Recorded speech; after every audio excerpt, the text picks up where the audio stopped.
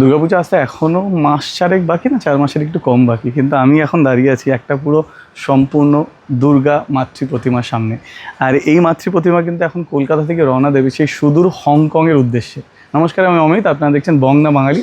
আমি এখন আছি শ্রী সনাতন রুদ্রপালের স্টুডিওতে, যেটা উল্টোডাঙার একদম কাছেই, যেখানে কিন্তু মায়ের মূর্তি একদম তৈরি করা হয়ে গেছে। যেটা বললাম, পাড়ি দেবে বিদেশে। এই যে এখান থেকে সোজা গিয়ে বাদিকে গেলে কিন্তু উল্টোডাঙা মেন রোড, আর এই হলো সনাতন রুদ্রপালের স্টুডিও। আর একটু আগেই গেলে এখান থেকে এন্ট্রি করা যায়।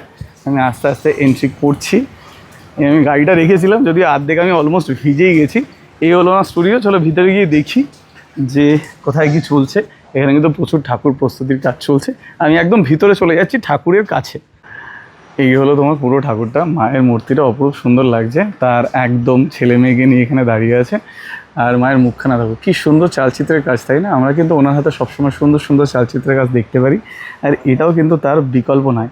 সিংহমশাই প্রচণ্ড রেগে আছেন, অসুরের ব্যাপক চেহারা, আর উনি তো শুয়ে আছেন। এই হলো তোমার মায়ের মূর্তি, যেটাকে অ্যাকচুয়ালি দেখতে কিন্তু খুব সুন্দর লাগছে। মায়ের মুখটা কিন্তু খুব স্নিগ্ধ।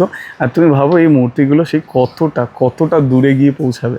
এই হলো তোমার সরস্বতী ঠাকুর। হাঁসটাকে বেশ সুন্দর লাগছে এখানে দেখতে, বেশ ভালো লাগছে কিন্তু। আর এগুলো কিন্তু একদম রেডি হয়ে গেছে। এবার প্যাকেজিংয়ের সময় হয়তো 1-2 দিন সময় লাগবে, তারপর এগুলোকে প্যাক করে তারপর সেই সুদূর হংকংয়ে পাঠানো হবে। আর এই হলো কার্তিক মশাই দাঁড়িয়ে আছে। বাহ, ময়ূরটা কিন্তু খুব সুন্দর লাগছে, কি সুন্দর করে পেন্টিং করেছে, তাই না?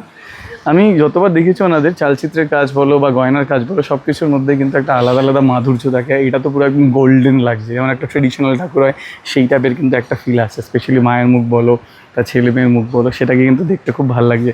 এখানে প্রচুর লোকজন দাঁড়িয়ে আছে, আমি এটা দিয়ে চলে এসেছি। আচ্ছা, এই হলো তোমার লক্ষ্মী ঠাকুর। কি পেঁচাটাকে কি সুন্দর লাগছে, তাই না? আর এখানে হলো তোমার গণেশ ঠাকুর। তো এই হলো টোটাল পুরো এখন রাখা আছে।